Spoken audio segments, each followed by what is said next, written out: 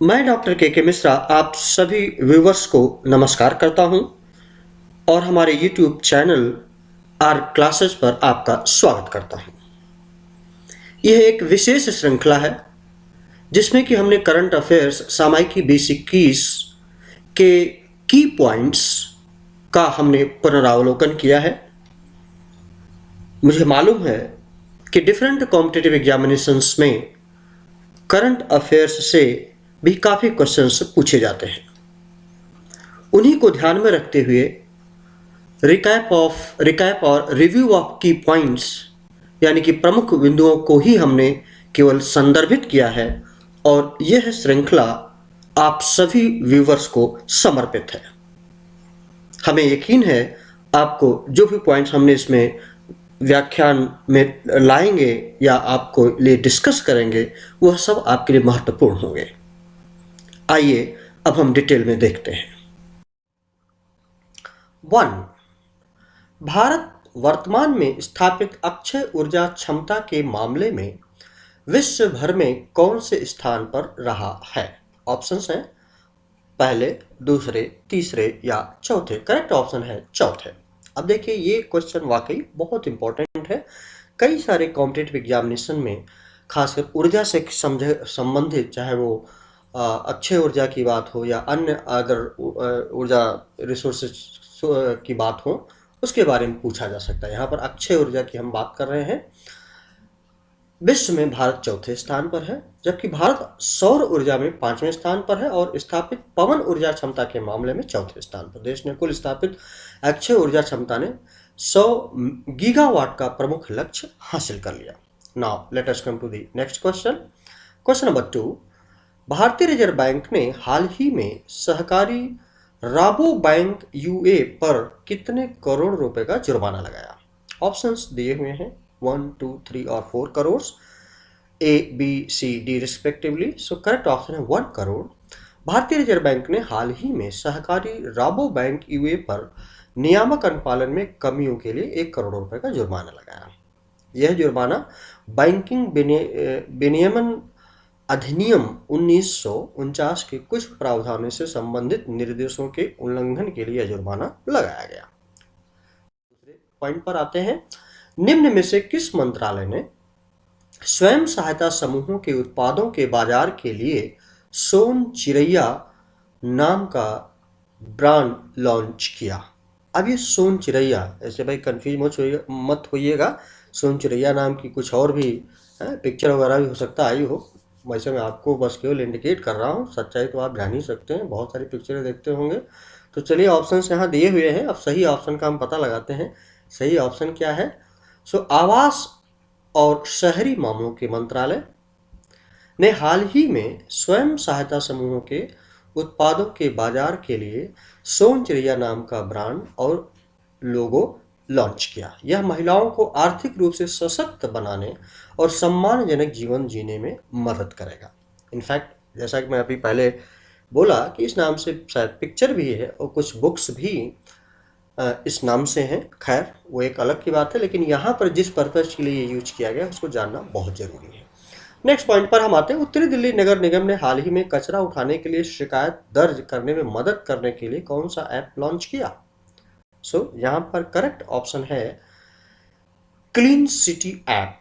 अब याद करने की जरूरत है, ऐसे कई सारे ऐप्स मैं यहाँ इसके जरिए बताना चाहूँगा कि कोविड-19 के दौरान सेंट्रल गवर्नमेंट ने या डिफरेंट स्टेट गवर्नमेंट्स ने भी कोविड से संबंधित डिफरेंट ऐप्स लॉन्च किए, उसको भी आपको जानना चाहिए।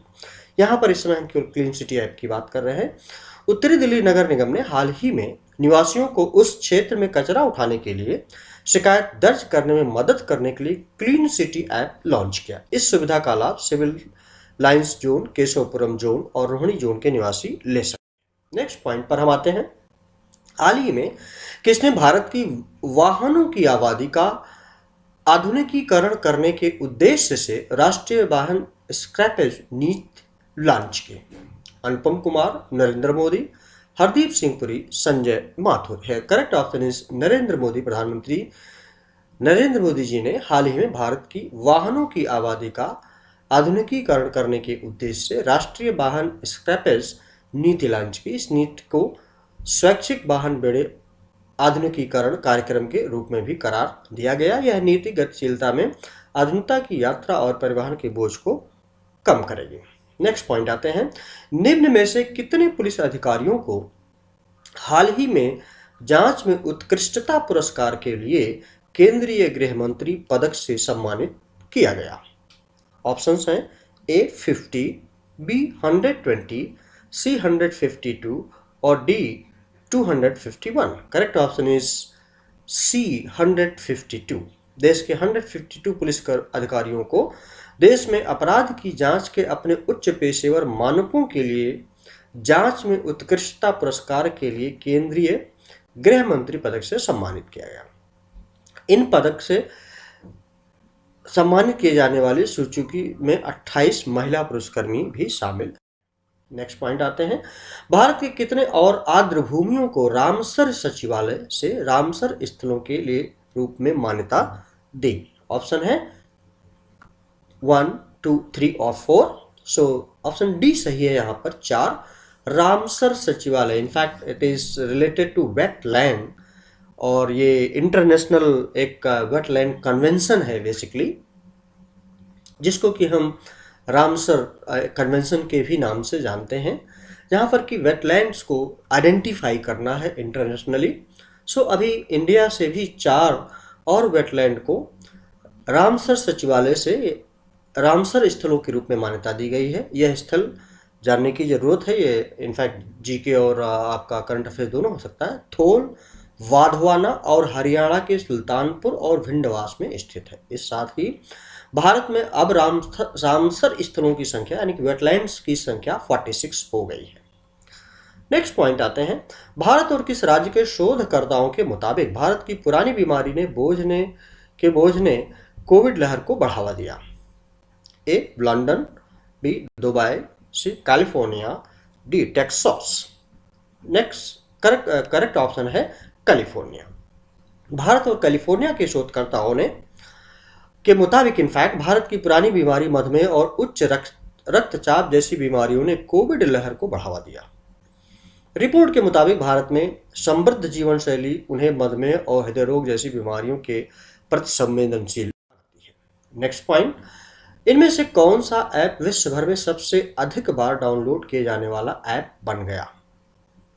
ए Facebook, B TikTok, C Twitter, D Google. So correct option is TikTok. Nikkei Asia एक बिजनेस जर्नल है जिसके द्वारा जारी रिपोर्ट के अनुसार टिकटॉक ऐप विश्व भर में सबसे अधिक बार डाउनलोड किए जाने वाला ऐप बन गया। टिकटॉक ने डाउनलोडिंग के मामले में फेसबुक ऐप को भी पीछे छोड़ दिया। अदरवाइज अभी 2 साल पहले इनफैक्ट फेसबुक ऐप सबसे ज़्यादा डाउनलोड होने वाला ऐप था। फेसबुक दूसरे नंबर पर है, व्हाट्सएप तीसरे नंबर पर और इंस्टाग्राम चौथे नंबर पर। नेक्स्ट पॉइंट पर हम आते हैं, स्वतंत्रता दिवस के अवसर पर कितने पुलिसकर्मियों को पदक से सम्मानित किया गया? सो यहाँ पर करेक्ट ऑप्शन है 1380 पुलिसकर्मियों को स्वतंत्रता दिवस के अवसर पर हाल ही में 1380 पुलिसकर्मियों को सम्मानित किया गया, जिसमें कि 628 वीरता पुरस्कारों में से अधिकांश में जम्मू और कश्मीर पुलिस को, एक पीपीएमजी और सीआरपीएफ मरणोपरांत को एक पीपीएमजी से सम्मानित किया गया। निम्न में से किस एयरलाइन कंपनी ने ओलंपिक में पदक जीतने वाले खिलाड़ियों को 5 वर्ष तक फ्री हवाई सफर करने की घोषणा की? Go First airline company that is option B ने हाल ही में ओलंपिक में पदक जीतने वाले खिलाड़ियों को 5 वर्ष तक फ्री हवाई सफर देने की घोषणा की। ओलंपिक 2020 में भारत ने 7 पदक जीते हैं, जिनमें से 1 गोल्ड, 2 सिल्वर और 4 ब्रॉन्ज मेडल है। नेक्स्ट पॉइंट, इनमें से किस राज्य ने वंदना कटारिया को बेटी बचाओ बेटी पढ़ाओ अभियान का ब्रांड एम्बेसडर नियुक्त किया? सो ऑब्वियसली अगर आप ध्यान से देखें सो उत्तराखंड सरकार ने हाल ही में हॉकी खिलाड़ी वंदना कटारिया को उत्तराखंड राज्य की बेटी बचाओ बेटी पढ़ाओ अभियान का ब्रांड एम्बेसडर नियुक्त किया। पूर्व केंद्रीय गृह सचिव गौबा को 2019 में 2 साल के लिए देश का शीर्ष नौकरशाह नियुक्त किया गया। अरुणाचल प्रदेश के राज्यपाल ब्रिगेडियर बीडी मिश्रा को किस राज्य का अतिरिक्त कार्यभार प्रभार इनफैक्ट दिया गया। उस समय के लिए जब ये हुआ, मिजोरम का इनफैक्ट अरुणाचल प्रदेश के राज्यपाल ब्रिगेडियर बी डी मिश्रा को हाल ही में मिजोरम राज्य का अतिरिक्त प्रभार दिया गया। उन्होंने वर्ष 1993 में अमृतसर से हाईजैक हुए विमान से बिना किसी हानि के 124 यात्रियों को सकुशल बचाया था। प्रधानमंत्री नरेंद्र मोदी ने हाल ही में लगातार कौन सी बार लाल किले की प्राचीर से तिरंगा फहराया? तो शायद सबको पता होगा। तो करेक्ट ऑप्शन इज सी, 8वीं बार। प्रधानमंत्री नरेंद्र मोदी ने हाल ही में लगातार 8वीं बार लाल किले की प्राचीर से तिरंगा फहराया। साथ ही ध्वजारोहण के समय थल सेना, वायुसेना, नौसेना और दिल्ली पुलिस की अलग अलग टुकड़ियों ने राष्ट्र सैल्यूट किया। उन्होंने इस अवसर पर नेशनल हाइड्रोजन मिशन की भी घोषणा की। नेक्स्ट आते हैं 15 पॉइंट। निम्न में से किस क्रिकेट टीम के ऑलराउंडर खिलाड़ी शाकिब अल हसन को ICC player of the month award से सम्मानित किया गया?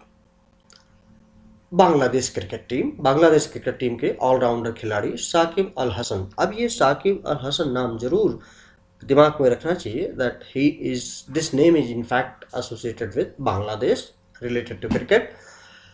को ICC player of the month award से सम्मानित किया गया। ऑस्ट्रेलिया के मिशन मार्स और वेस्ट इंडीज को हेडन वेल्स जूनियर को पछाड़कर प्लेयर ऑफ द मंथ का अवार्ड जीता। 6. ब्रिटिश कंपनी हाउस फ्रेश की रिपोर्ट के मुताबिक वर्ष 2020 में विश्व भर में सबसे प्रदूषित देश कौन सा था? ए न्यूजीलैंड, बी इंग्लैंड, सी ऑस्ट्रेलिया और D Bangladesh. So correct option is Bangladesh. British company House fresh द्वारा तैयार की गई रिपोर्ट के अनुसार वर्ष 2020 में विश्व भर में सबसे प्रदूषित देश बांग्लादेश था, जबकि दूसरे स्थान पर पाकिस्तान और तीसरे स्थान पर भारत, चौथे पायदान पर मंगोलिया है। जारी रिपोर्ट के अनुसार 50 सबसे प्रदूषित शहरों में 49 शहर सिर्फ बांग्लादेश, चीन, पाकिस्तान और भारत से हैं। So this is all about this particular video tutorial.